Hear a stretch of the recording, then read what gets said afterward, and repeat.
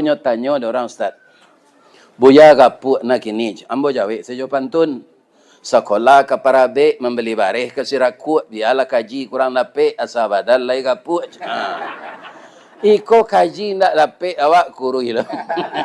Aduh kali rugi awak. Ya kan? Kemudian yang kami hormati ibu-ibu Aisyah dari cabang Muhammadiyah Batipua Selatan atau wabil khususnya Padang Laweh Melalo yang meramaikan acara, yang memperakarsai acara sehingga pada siang hari ini terlaksanalah acara dapat mengundang Ustadz viral. Ya tu. Kecil ibu murah mengundang Ustadz viral kau gini.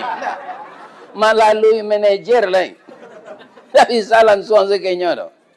Ya kan? Jalan lo nak. Nam biasa di YouTube mendengar. Tak bisa bertanya kenya tu. Ustaz dalam YouTube tu lebih bisa ditanya.